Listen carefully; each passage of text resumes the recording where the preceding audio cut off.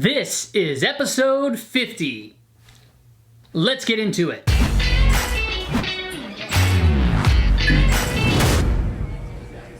What's up, everybody? Michael Silva here. Welcome to another episode, a milestone, episode 50 of live day trading. This is the series where I take you into the computer and trade live on the Webull desktop software. If it's your first time here, high five. If you've been here before, make sure to smash that like button one time for me. In today's episode, I trade ticker symbol TSLA. Yes, something different than ZM. And the pattern that I traded was an ascending triangle. You'll notice here, I actually traded it to the downside, and I explained in the video how and why I thought it was going to break down and not break out. But keep in mind that I had a plan for if it did break out and not break down. Okay, without further ado, let's just go ahead and hop into today's trading session. I feel like there's a lot of good nuggets in here. I do a lot of talking. Let's go ahead and hop into the computer. Hello, good morning. We are here. Ticker symbol TSLA. What? I drew this little pattern out here. This right here, yesterday I traded a descending triangle. This here is an ascending triangle. However, this is what I notice. Okay, we're on the 5-minute time frame for TSLA, Tesla. The MACD is curling over. I'm not in the trade yet, but it's curling over.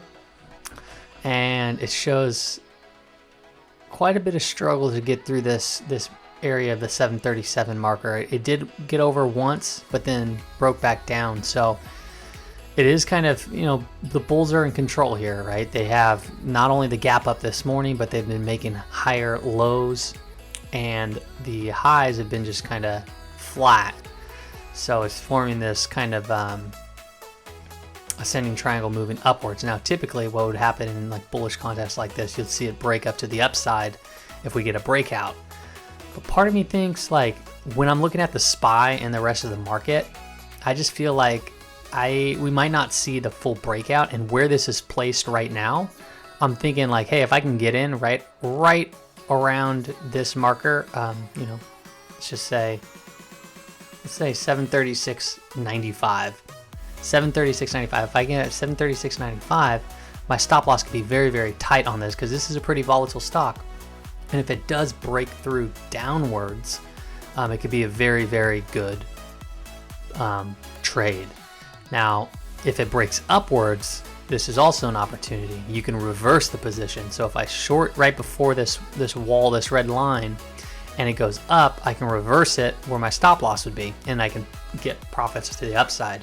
If it breaks down, I can just let it fall to the ground or wherever it decides to fall. So that is my idea on this trade right here. I'm not in it, like I said, but I will be back if I do enter it in, and we will see how it plays out. Okay, so it looks like it's kind of curling over, and I'm looking at the SPY chart too. I like to keep an eye on the SPY, see kind of where the market's going. So I entered into the position. I'm 120 shares short at 733.35 cents. Let me see here. All right, so now if it goes lower, I make some profits. If it goes higher, I lose profits or potentially flip my position. As you can see, it's dropping right now.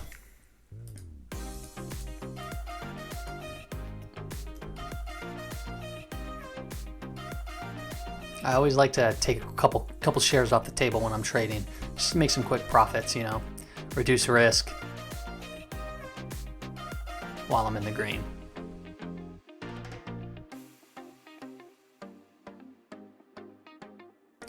So the SPY is also at a very interesting level right now. It's sitting on the 20-day period moving average. I'm just going to keep on owning shares because I don't want this thing to bounce up in the opposite direction on me. But if it breaks down through that, and if this breaks down, it's like really just, they're both sitting on a pretty big level right now. And I'm scaling shares out of the position, buying 10 at a time. And by buying, because I'm short selling, so if I sold, I have to buy.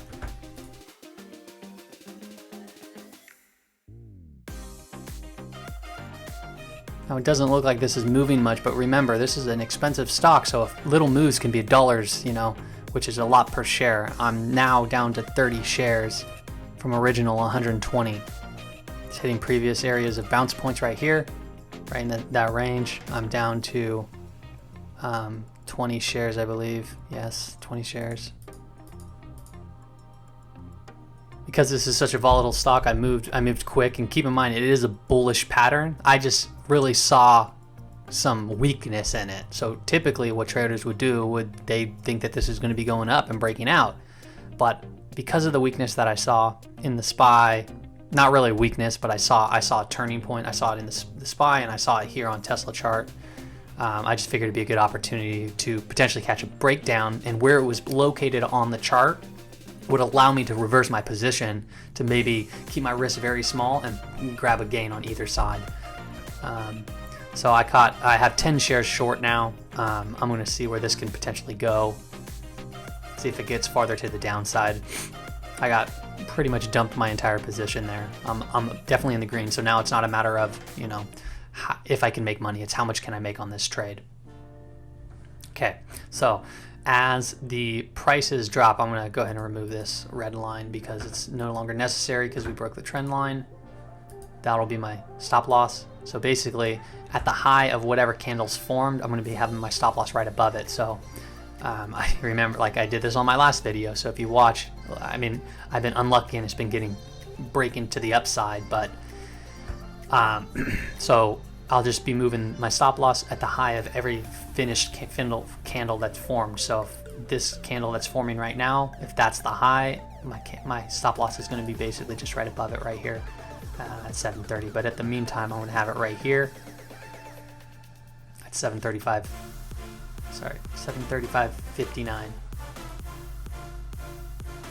7:35. Let's just do 7:36.05. Yeah, there we go. And I have 10 shares remaining, so not much. Well, that would be a lot if it went from 727 to 736 with 10 shares.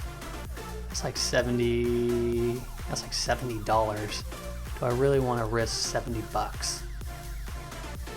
That emotional game, it always messes with me. It's bouncing right around the VWAP. Could be just back testing.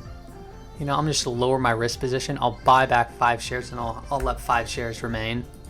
I think that's a better idea because I don't want to just risk all those profits. So let me lower it down to 5 and then I'll do that. Okay, so now I'm 5 shares short and now I'll follow that strategy of the stop loss.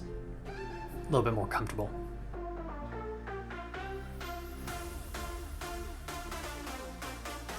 Now, if you notice the time, it's 8 o'clock. Okay, the opening bell was an hour and a half ago. I've been at my computer desk wondering what I could trade. Now, you need to have some patience when it comes to trading because the first emotion that pops up while you're trading is like you want to make money and you want to make money fast and you want to find every opportunity possible. But with time and a lot of patience and a lot of practice, you start getting into your kind of way and your flow of trading, and you start realizing, how you personally are good at making money. And something that I've noticed is there's 2 things that I noticed. So the first thing that I noticed was most of my days that I lost were on Fridays. And coming back, when I look back and I realized that, I was like, well, the reason why I'm losing on Fridays probably is because there's a lot more volatility. A lot of option contracts expire on Fridays. So I'm dealing with a lot of different moving pieces on Fridays. But then the second piece was, look at this dropping now. This is really good. That's awesome. And then I'm going to go ahead and buy 1 more share. So I'm going to be down 4 now. 1 second. There we go. Okay, so where was I? Well, yeah, the second thing that I noticed was trading too early during opening bell. So I'm here at my desk during opening bell at 6:30 in the morning. That's Pacific Standard Time. But the volatility is extremely like huge during that time. So you have a lot of liquidity, a lot of shares being pushed back and forth. So the prices just fly sky high and go way low. And I'm using Webull, right? So there are a lot of professional traders that trade opening bell. So basically I am this really small time trader against just an incredible amount of professionals that are trading. And I noticed that most of my losses, okay, so really quick, stop loss goes down to this range. Now it is going to be 729.75. Look at that drop. Woo. Okay, so yeah, so I get a lot of my losses. I was getting a lot of my losses or a lot of inconsistencies at opening bell, and I found my kind of path for trading works best in the midday of trading, or at least 30 to 40 minutes in, where all that kind of volatility kind of settles a little bit, and then I could trade on the 5-minute time frame because there's more data points and there's patterns that formed. So I became very consistent by just I decided that the Friday thing was a little bit more of a myth because I was still trading in the morning, and I've been doing decent on my Fridays, but I still am very, very careful on those days. So, oh man, this thing is just dropping like a rock. I'm just gonna buy one more, keep on taking them profits, just walk them out. Yeah, so basically my consistent trading has been coming from me not trading early in the mornings. Early in the morning trading for me, it just has not been good. I definitely don't even mess with pre-market, just because I don't quite understand it. It's difficult. So I did those two things, and I've been a significantly more consistent of a trader on the 5-minute time frame is what I typically trade with. Look at this thing move. Holy macaronis. Like, I'm not even going to have my stop loss up there. That's pointless. I'm going to be moving it down now. Down here right above the VWAP, that's 724.43. But I'm going to buy another one at market just because. I mean, that's just an incredible drop. That's a big rubber band, so if it reaches down anymore, man, we might see that bounce. I'm just going to get out of the position, actually. Yeah, that was pretty amazing. Got 2 shares left. Yeah, I'm out of the position. Let me get that. It might drop more, but the thing is, this thing got beat. This got hammered, and if it hits this area 705, this thing can move pretty quick to the upside. So let's see if I can get out. There we go. I'm out. That was $363 profit in that trade. And I want you to really understand that the trade, I traded an ascending triangle in bullish context, but there's factors involved that made me think it's going to go lower.